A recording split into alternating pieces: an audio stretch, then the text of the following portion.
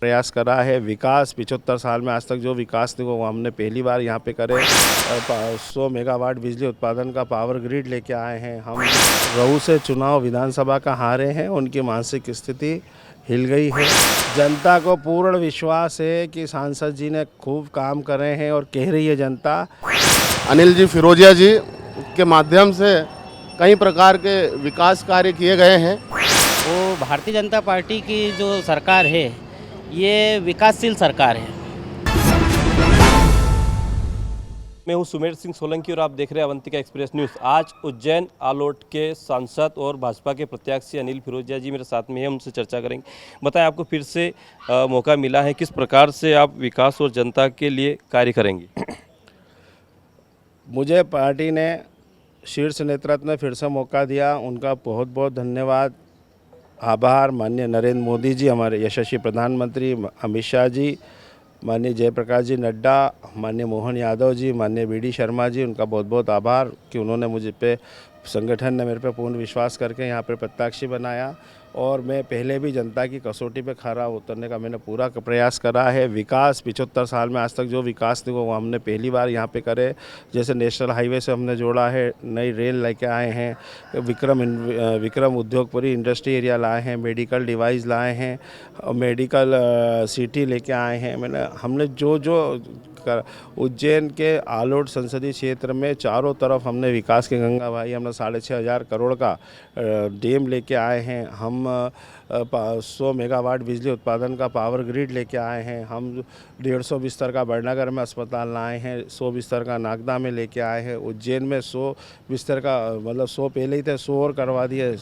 और 100 माधवनगर 200 बिस्तर का अस्पताल, मतलब ये और 300 करोड़ का यूनिटी मॉल लाए हैं।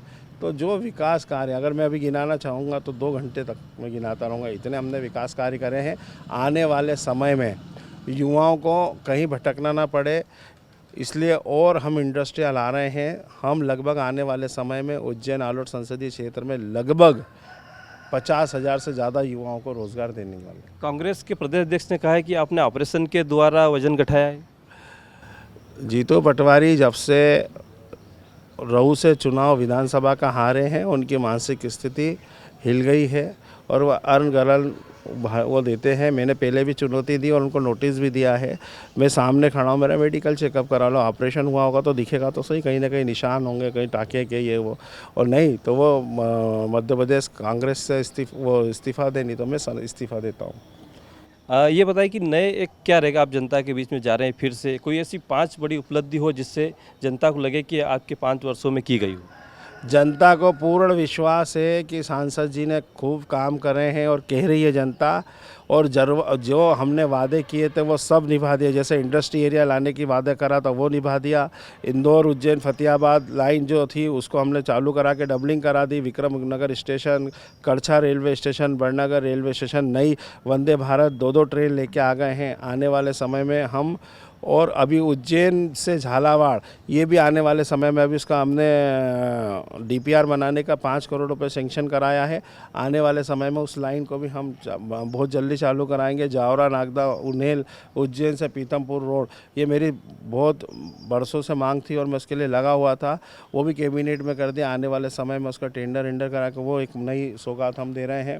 नमामि गंगे की तर्ज में नमामि शिप्रे, अभी माननीय प्रधानमंत्री सरकार ने 100 करोड़ रुपए उज्जैन को और 500 करोड़ रुपए इंदौर को दिए हैं। लेकिन मेरी जब यशस्वी मुख्यमंत्री से बात हुई तो मैंने कहा, उनसे आग्रह करा है कि इसको बड़ा प्रोजेक्ट बना के वहाँ सबमिट करें, ताकि हमारी शिप्रा मैया कल छल भी बहे और शुद्ध भी हो। तो उन्होंने उसके लिए भी आदेशित कर दिए हैं। तो आने वाले समय में नमामि गंगे की तर्ज में नमामि शिप्रा को प्रदूषण मुक्त करना है। उज्जैन को एजुकेशन हब बनाना है और उज्जैन झालावाड़ रेल लाइन और उज्जैन जावरा नागदा उन्हेल वाली ये लाइन जो है 4 लाइन ये कराना है। और आने वाला सिंहस्थ अस्मरणीय हो, अलौकिक हो, और यहाँ से विश्व के लोग एक छाप लेके जाएं, इस प्रकार से हम उसको भी प्लान कर रहे हैं। ये मेरे साथ में थे उज्जैन आलोट के प्रत्याशी हैं अनिल फिरोजिया जी। आप देखते रहिए अवंतिका एक्सप्रेस न्यूज़ सुमेर सिंह सोलंकी के साथ। महामृत्युंजय द्वार पर खड़ा हूँ मैं, आप मेरे पीछे देख सकते हैं, और आवागमन भी काफ़ी चालू, और हम जनता से भी बात करेंगे कि किस प्रकार का माहौल है, क्या चल रहा है, आने वाले समय में किसकी सरकार बनेगी, कौन बनेगी। ऐसे मेरे साथ में भैया, क्या नाम है आपका? पंकज चौधरी।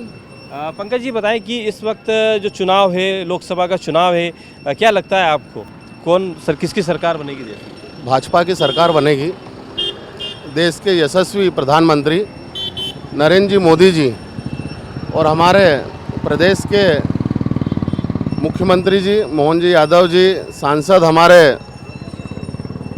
अनिल जी फिरोजिया जी के माध्यम से कई प्रकार के विकास कार्य किए गए हैं, और उन विकास कार्यों के आधार पर निश्चित रूप से भाजपा की सरकार बनेगी। राम मंदिर के आधार पे उन धारा 370 हटाई, इस आधार पर नए नए हाईवे बनाए हैं, कई गांवों को शहरों से जोड़ा है। इन सब के आधार पर निश्चित रूप से सरकार भारतीय जनता पार्टी की बनेगी, और मध्य प्रदेश में जितनी भी सीटें हैं सारी की सारी सीट जीतने वाले हैं भाजपा। और रहा सवाल ये कि हमारे देश में किसकी सरकार बनेगी, तो जो वर्तमान सरकार है हमारे नरेंद्र मोदी जी माननीय प्रधानमंत्री जी की, जो माननीय प्रधानमंत्री जी ने जो देश हित में और जनता के हित में कार्य किए हैं, वो आज तक जितने भी प्रधानमंत्री बने हैं उन्होंने कार्य तो सब सड़क, बिजली वगैरह ये थोड़े बहुत काम करे हैं, लेकिन जो प्रधानमंत्री जी ने हमारे देश भारत का मान और सम्मान बढ़ाने का जो कार्य किया है वो आज तक किसी प्रधानमंत्री ने नहीं किया है।